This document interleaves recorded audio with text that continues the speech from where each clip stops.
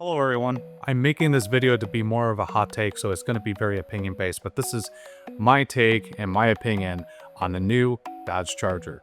Now, when I actually went to go check out the EV version of the Dodge Charger at Chicago Auto Show last year, I did notice a few things that were a big miss. Number one being that the shifter, it was this little weird plastic thing and it felt like a Lego piece. Actually, Legos would feel more stable than the shifter that they put in this place at the center console.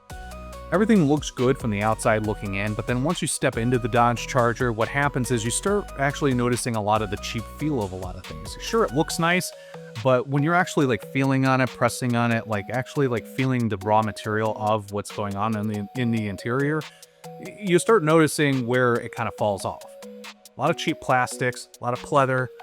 Quite honestly, it just kind of is messy to me. I'd rather have something more quality, especially when the pricing point for these are around $60,000. Now, they did introduce the new internal combustion engine version of this, the Hurricane engine, which is an inline-six twin turbo. Basically trying to tell the world that Dodge can make a 2J Z2.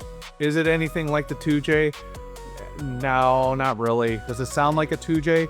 Absolutely. Even worse, even bigger gap. I do not like the sound coming out of this thing.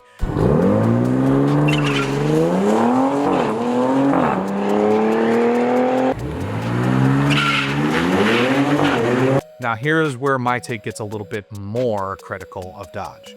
Dodge, you had one job. You introduced the Dodge Charger in an EV platform. First mistake. Second mistake. After not being well received by your target audience, you pulled the plug, no pun intended. This guy stinks! You introduced an internal combustion version of it, which was an inline-six twin turbo. Exciting, but not for a Dodge Charger. Reintroduce the HEMI back into it. Maybe discontinue the 5.7 HEMI. It is a great engine to have. Maybe introduce like a 392 base package, and then maybe reproduce some Hellcat variants. That would be really nice. SRT division was your biggest success, whether you like it or not.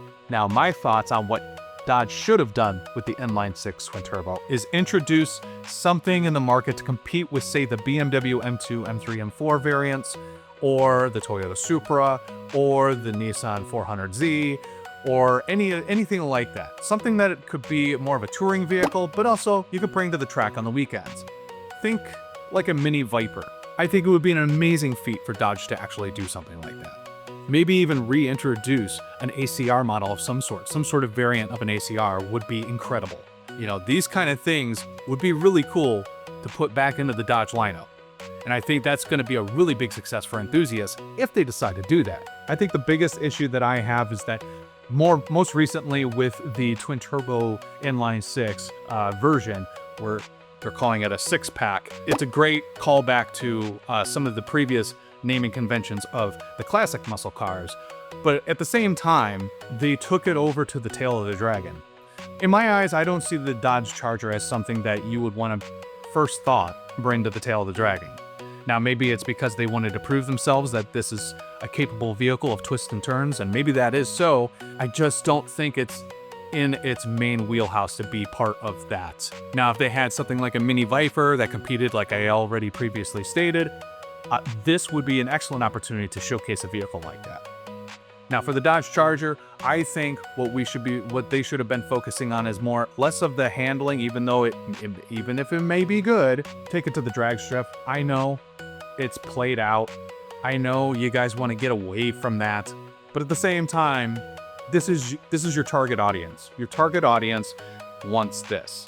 When they think Dodge Charger, they think straight line performance. When they think Dodge Challenger, straight line performance.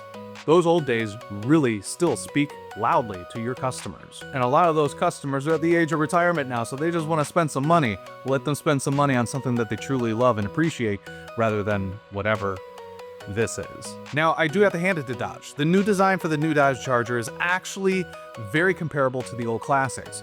Whether you like that comment or not, that is what I will be able to say about the new Dodge Charger, is that it is the closest yet to look like the classic Dodge Charger.